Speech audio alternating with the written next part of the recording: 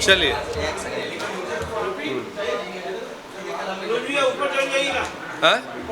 ऊपर ही हूँ महाराज, अपन नीचे जाते ही नहीं।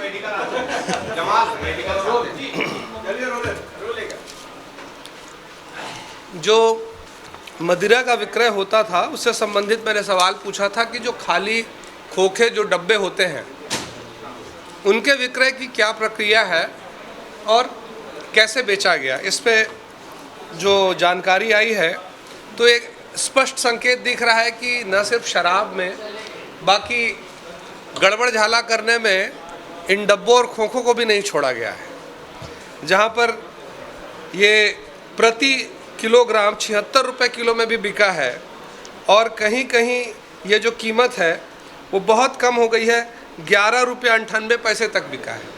तो ये कहीं ना कहीं संकेत कर रहा है कि इतना वेरिएशन रेट में नहीं होना चाहिए। दूसरी चीज़ है कि इसमें पहले किलोग्राम का हिसाब चल रहा था, बाद में प्रति नग पे आ गई बात, और प्रति नग में भी ऐसी स्थिति आई है कि 3 रुपये 10 पैसे प्रति नग भी बिका है और 65 पैसा प्रति नग भी बिका है।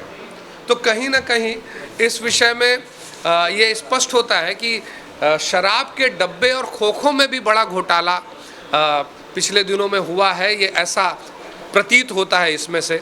तो इस पे और समय आने पे हम स्पष्ट करने का प्रयास करेंगे, इस पे सरकार से मांग करेंगे और अलग तरीके से कि इस पे और क्या जानकारियाँ हमें उपलब्ध हो सकती है, जनता को क्या जानकारियाँ उपलब्ध हो सकती है, इस पे चर्चा करेंगे। धोखा हुआ है। देखिए, मैंने एक सवाल पूछा था, उसमें मुझे खोखा में धोखा दिखाई दे रहा है, क्योंकि इस खोखे के खेल में, खाली खोखे में बहुत बड़ा धोखा हुआ है कि जो 76 रुपये प्रति किलोग्राम बिक रहा था जो खोखा, वो 11 रुपये 98 पैसे प्रति किलोग्राम भी बिका है, और बाद में जो 3 रुपये 10 पैसे प्रति नग बिक रहा था, जिस कंपनी ने एक जगह से लिया है रायपुर से, वही प्रति नग खरीदने में 65 पैसे और 75 पैसे प्रति नग हो जाता है, और वही कंपनी खरीद रही है।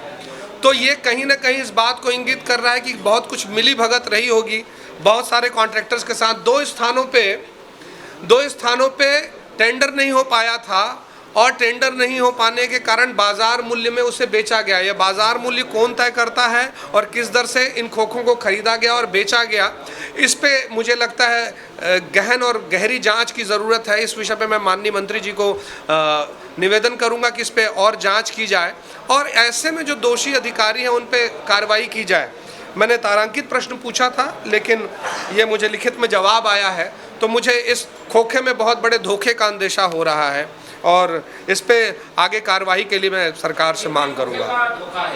ये लाखों की संख्या में खोखों का धोखा है, तो और ये बहुत बड़ा अमाउंट है जिसमें काफ़ी सारे पैसे आने चाहिए थे सरकार को, और इससे बहुत बड़े रेवेन्यू का लॉस हुआ है जो मुझे लगता है सरकार को। तो ये रेवेन्यू का लॉस करने वाले जिम्मेदार लोग कौन हैं, इसकी जांच होनी चाहिए।